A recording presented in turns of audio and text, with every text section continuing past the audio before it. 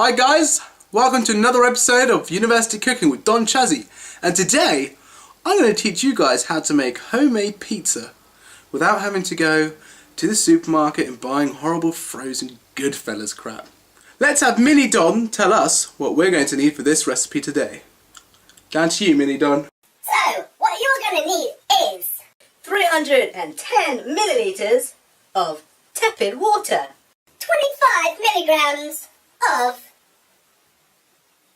yeast, 500 grams of white flour, 1 tin of chopped tomatoes, 3 small onions or 1 big onion, or 1.5 medium onions, 3 garlic cloves. You'll also need some toppings such as mozzarella, salami. You'll need a pinch of salt, a pinch of sugar, a small amount of olive oil.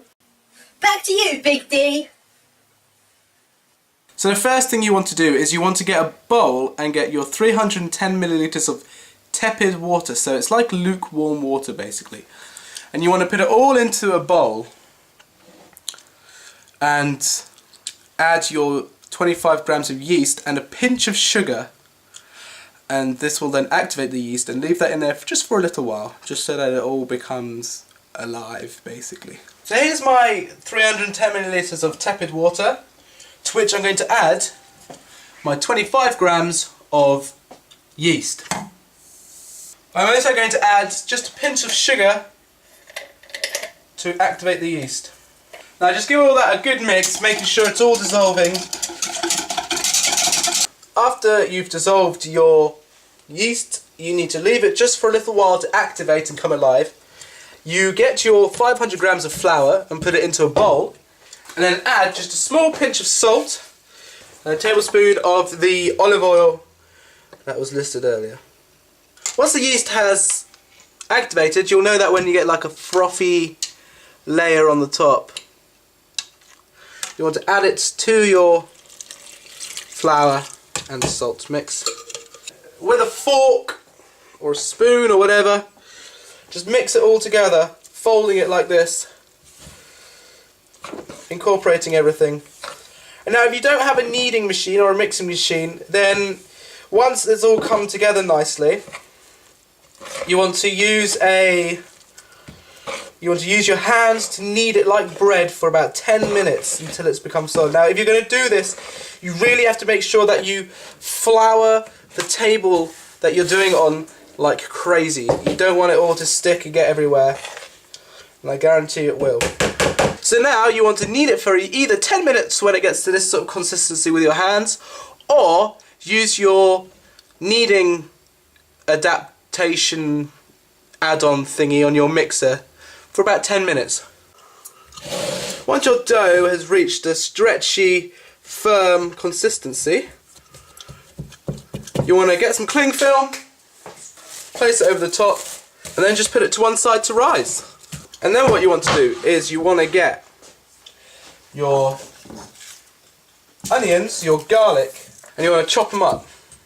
Then what you want to do is you want to get a pan, heat it up, put some olive oil in the bottom, not a lot, and then all those onions and garlic that you've chopped up, put it in the bottom of the pan, and you just want to fry it all up till they become translucent.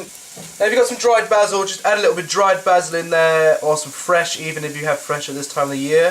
Just sort of a teaspoonful of dried basil. And a bit of oregano, any herb that you fancy putting in. You don't have to put any herbs in, but it does give it a bit of extra flavour.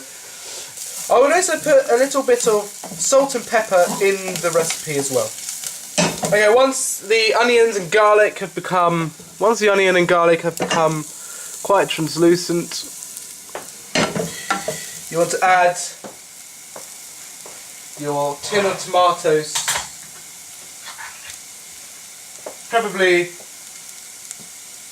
chopped tomatoes, and then just fill up your can to halfway with water and just add that to the sauce as well. You don't want to bring it to the boil and then simmer it for about 10-15 minutes.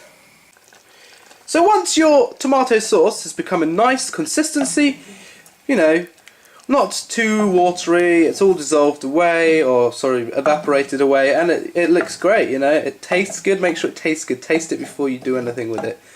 And then you just want to blend it. If you don't have a blender, then it's alright if you just put it all on. Make sure you have chopped tomatoes in there though. And yeah, just enjoy it. Now, due to unforeseen circumstances, I'm not actually going to be able to show you rolling out the pizza, putting the toppings on and everything, because, well, I just don't actually have the time. I need to get out.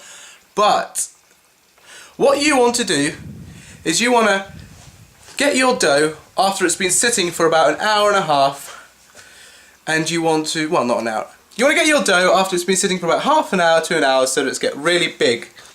And then what you want to do is you want to roll it out. Make sure you have lots of flour on your rolling pin everywhere. Roll it out really thin, probably about half a centimetre. It's probably about as thick as you want it to be, really. Unless you like thick pizza, then, you know, do centimetre. And then what you want to do is you want to put the tomato sauce on after you've blended it, or if you don't have a blender, then you don't have a blender. Put it on top of the topping, on top of the dough, and then put your mozzarella on, or any other cheese that you like.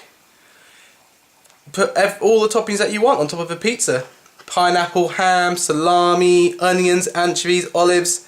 It's all entirely up to you.